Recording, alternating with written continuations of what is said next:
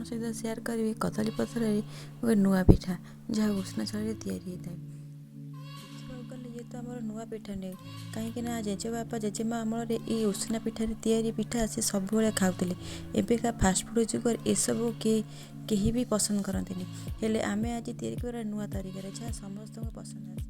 जदि आपण मैंने केन्दुझर लाइन जाइए तो एक निश्चित ट्राए करेंगे कहीं ये पिठा केन्दुझर पूरा फेमस जहाँ को ठोला पिठा ना समस्ते जानते आ खाइबा को मत बहुत टेस्ट लगी था से मुझे 500 ग्राम पखापाखि उष्ण चाउल ये हूँ रेगुलर उष्ण चाउल आम घर प्रतिदिन रोषे कर भात कर खाई चाउल को भल भाव परिष्कार कर धोईदेवे 12 घंटा तक बतुरी देवा। एटी मुझे फाड़े नड़िया छोट छोट पीस कर काटी ऊपर नाली नाली चोपा को भी काढ़ी देती ये कटा नड़िया को दे चाउल को बाटीदेवा। मुझे 12 घंटा पर्यंत चाउल को बतुरी देती भल भाव बतुरी जाए। एवं नड़िया और चाउल को भल भाव बाटीदेवा। एबे मैं भल कि चिकन कर ग्राइंडिंग करदेवा। फास्ट नड़िया दे बाटबेनि फास्ट बाटीदेवे पछ लास्ट रे नड़िया को दे ग्राइंडिंग कर मिसईदेवे। ये मुझे पछे बाटी मिसईदेली अल्प पानी देकी मिक्स करदेवा।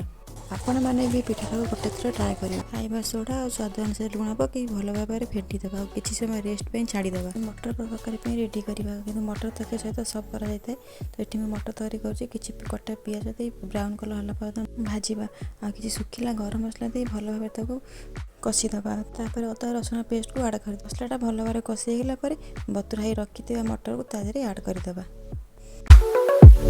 मटर भल भाव कषिगला किसी उषुम पानी दे कवर करदेवे और 2-3टा सीटी आसला पर्यंत छाड़ीदेवा। एपटे मु पिठा रेडी करदेवा जेहेतु मैं कदली पत्र पिठा करवा तो किसी कदली पत्र को आनीदेली ये भल से निआरे सेकीदेवा। जेहेतु कदली पत्र सेकीदेले आम पत्रटा सफ्ट हो जेहेतु ठुंगा कर सुविधा हे कदली पत्र भल भाव सब जगह सेकी देती तो एमती मोड़ीकी भल भाव ठुंगा भली करदेवे। नड़िया पत्र जो पिंच बाहर से पिंच काटी दिए भल भाव फुटिकी सेट करदेवे जमी ठोला भड़िक रग पछ दुईटा जाक करदे। ये मुझे आगपटे करदे पछपटे करी पछपटे भी सेमती सेम भाव में सेमती काठी दे सेट करदेवे।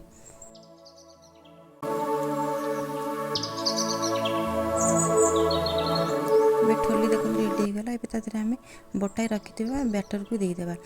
ठोलीटा को बेसी फुल करदेवेनि जी धरब से देवे कहीं पिठा जो फुल पिठाटा बाहर को बाहरी आसो। एवं आम इडली छाँच दिए सीझापी छाड़ीदेवा। एवं इडली छाँचर कभरटा को देदेवा। एपटे जो मटर तरकारी मुझे बसई देखते मटर तरकारी भी हो जाए मटर तरकारी भल कलर भी आसी जाए पिठा भी हो जाए देखो तो सुंदर भाव में पिठा आम फुलिकी ऊपर पूरा फाटी आसी बहुत सुंदर हो गोटे प्लेट को काढ़ीदेवा। किसी समय ठंडा हाँपाई छाड़ीदेवी मु गरम गरम काढ़ीदेवी तो हाथ पोड़ी जाऊँगी तो किसी समय ठंडा हाँपाई छाड़ीदेवी एमती ठोली सर्व करा जाए। धनिया पत्र पियाज सेव पकई आपड़ खाई पारे।